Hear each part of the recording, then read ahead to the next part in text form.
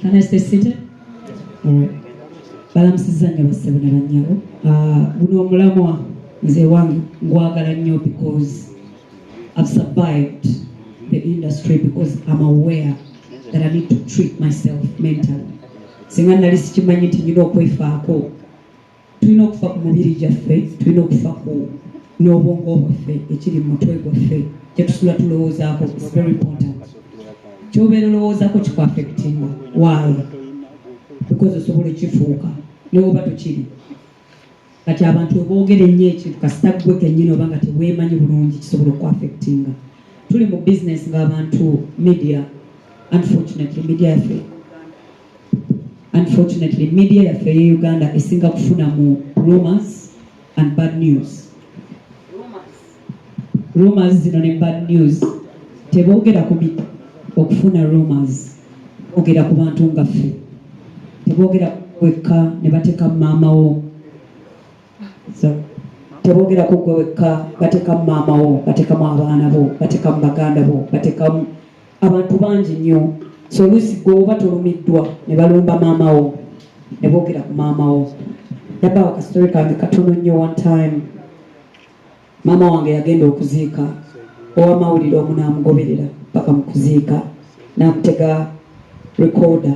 Kazi mukulu agenda myaka 6, actually 7 kwashi 66. N'amutega camera recorder. Mukazi mukulu yamanyi omuntu yenna amugamba bannange nga kitalo amwagala. Kumbe onamuteze eki recorder. Mama wange n'ayogera ekintu kye yeeterekedde emyaka gyonna gye mbadde ku nsi nga nange sikimanyi. Naye ng'omuntu ono akola ki? Akirekodinga n'akitwala ku TV ezimu buli wamu ne mukizannya. Mukyabasanyusa nnyo kubanga mwakola views. Naye temmanyi kikyakola maama wange. Temmanyi okyampisa nga ndaba maama wange ng'ate yeetondera nze bannange bansonyiwe saategedde. Kumbe ye abadde alowooza ayogera na muntu wa bulijjo. So mental health etandikira ddala ku nze naawe. Bino byonna tugenda bikola. Lilian talked about empathy. Njagala gyogerako mu Luganda kye bayita ekisa ky'omutima.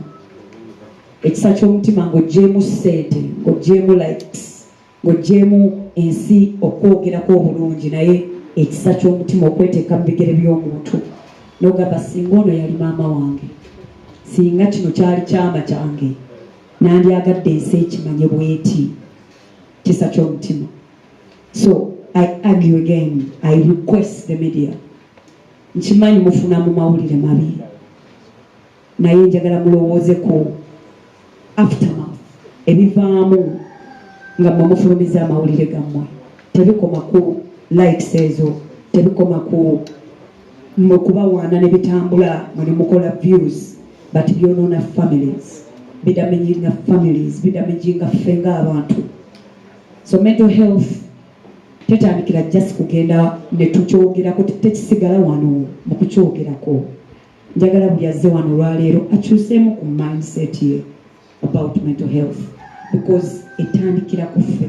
Nkimanyi tetuli aware abasinga nti nze naawe tuyinza okweyamba ne tuyamba munnaffe atuli awo, but tusobola okweyamba. When radio died, my friend's partner balina abaana 2. Ensi yonna yayogera buli omu kyekola kyeyogera, naye tewali yali avuddeyo okubuuza abaana bali batya. Tewali n'amanyi we bali, tewali n'amanyi kye baliko. So ekyo kye bayita ekisa ky'omunda, ekisa ky'omutima. Tulina okwewaamu ekisa ky'omutima. Buli kimu tekitambulira ku ssente. Essente era tumala ne tufa, ffenna ne tuzireka ku nsi. Naye ku nsi abantu bagenda kujjukirirako ki? Gw'omunnamawulire, gw'omuyimbi, gwe producer, gw'omuntu wa bulijjo ne woba mulimi, gwe minister, gwe president, buli omu oyagala ensi ekujjukireko ki? Oyagala abantu bakujju. Nze saagala kunzijukirako buyimbi bwange bwokka, nkimanyi kyekisooka. Naye njagala bwe ndiva mu nsi, God forbid, abantu banzijukireko kye nabawuliza nga wendi ku nsi. Nabawuliza ntya? So naawe munnamawulire njagala okyeteekemu mu mutima. Ogambe oba omuyimbi oba omuntu yenna tuwenva leero ku nsi, abantu bagenda kugamba nabawuliza ntya. Mental health starts right there. How do you make people feel? Ebiseera ebisinga si bya ssente, just okubirako omuntu w'essimu n'omugamba oli otya. Kiwano nga twakafuna wano ekifo tweyanziza nnyo Madam Esther ne Alu otuwa wano okubeerawo kubanga wafuuka therapy. Tubadde wano waliwo abantu bangi nnyo betutajja na missioninga abahiiringidde wano nga singa kino ekifo tekyaliwo essaawa eno twandibaddewo n'abantu betutalina, God forbid. Naye we twajja wano ne batwekaaminga ne tutegeera ani atali bulungi ne twebeererawo, being there for one another. When Lillian is down, I'm going to be there. When I'm down, can Lillian be there? Tetulina kwekuba kwefiirako okubeera mu industry. Tekyetaagisa buli omu alina space ye. Mental health industry yaffe etandikidde ku ffe ffennyini ba partners mu media, ba partners mu industry. Ate ba partners mu industry, media is one of them. Artists, producers, all of us, we are partners. But how do we come together okumakinga sure abantu baffe tebavaako ng'abantu, so singa abayimbi, so singa bannamawulire, naye ng'omuntu nti wendisanga omwana wo ku nsi naŋŋamba nti munange taata wange egundi sivuga mutwe wange ne muyitako mu kizibu ku lwaki kye yankola. Again, it's how you make people feel. Mental health awareness abantu bakirabanga ekyangu, naye ffe tulwala n'ova ku kanula because baakulanze dda nga toyinza kulwala ng'omuntu wa bulijjo. Ne bakuteekako kanula n'ogenda n'okwata microphone no entertaining. Tewali amanyi w'owulira, olina smiling because ate ffe buta smiling ekyo nakyo kizibu, naye oli mulwadde oli mulwadde era oli mu bulumi naye olina smiling. Ate era ne faani ajja gamba nasanga Shiba n'abeera mean, tomanyi kyendi mu kuyitamu at that moment. So let's be kind to each other. Tomanya kimuntu kyabayitamu. Tutula ku ma TV, tutula ku social media zaffe ne twogererako ebintu bingi nnyo. Nze waliwo social media zesisobola nga TikTok nga zannema kubanga it's more attack than love. And I believe right now abantu babelieve nga bayigidde ku bantu bangi nti olina okwatakinga omuntu okufuna kyoyagala. But the more we attack each other, the more we make each other feel bad. And the more we feel bad, mental health yaffe tebeera steady. So naffe ffennyini tulina okweyamba ng'abantu, tulina okwebeerera nga partners mu business. I'm so happy that tukwataganye ne everyone on board so that we actually spread the word of mental health.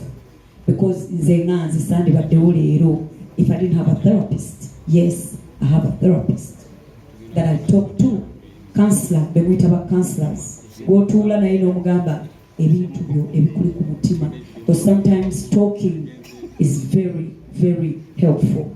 Olime kutuula n'ebintu nebikuttawuka. Tetuli mu industry ng'olina okulagako abasinga obungi. Nze ndi wakabi era sirina kinnuma. Kati nno n'ofa wekka yonna gy'oli. Wano ffe twafunawo buli lwakubiri tubeerawo era ne leero bwe tuli ku jam session. Kuwonya mitima gyaffe. Ne tujja n'olaba Edi n'akunyumiza ekizibu kye, naawe n'omunyumiza ekikyo, n'osanga Amelia naye n'akugamba wange nasumbuyikiddwamu wano, ne mufuna engeri gye mweyambamu ng'abantu. Mental health si bulwadde. Mental health si bulwadde bwe tukwata mbu buzze ne airborne disease. No, it's how we make each other feel. It's in our head. Byonna biri mu mutwe. My sister Jackie, ayina ebintu byayiseemu emyaka mingi nnyo, and I'm so happy she's here with us today. Si kyangu, si byangu. We mutulaba nga tutambula. Pray to God. Thank God for that. Because si byangu. Tubeerawo naye tubeerawo ku bugubi because ewaffe wano mental health tennategeerebwa bulungi. So I am so happy nti leero tutudde wano olw'ekigambo mental health. Because with speaking about it, tugenda kukiyiga. Ate mu kukiyiga, tugenda yiga ebitono nnyo bye tutabadde tetumanyi. Tusobole engeri y'okubeera better human beings. Mental health starts with you trying to be a better human being to one another. Kitandikira ku gwe kubeera muntu mulamu ku bantu. Kubanga naawe tomanya ddi lw'oyinza kwetaaga oba ddi lw'oyinza kunneetaaga. Naye ne bwe sikwetaaga, oyagala nkujjukireko ki? Make me feel better. If you find me feeling bad, give me a hug. Tell me everything. Mumanyi lumoolizo kwanga owulira bubi nnyo naye nga wetaaga omuntu agambe ekigambo kimu nga tagambye na bizibu bye. Everything will be okay. So si kukwata kiwundu kyate nga Lilian we yagambye n'oyongera mu ki omunnyo. Obubi Uganda tulina ekizibu nti buli omu tulinamu obutaagaliza si mu bubi. So nabwo twerongoose ku mitima tusobole okwagaliza each and everyone so that tetweyogerera bubi kubanga mu kweyogerera obubi mwe muva obulwadde bw'omutwe.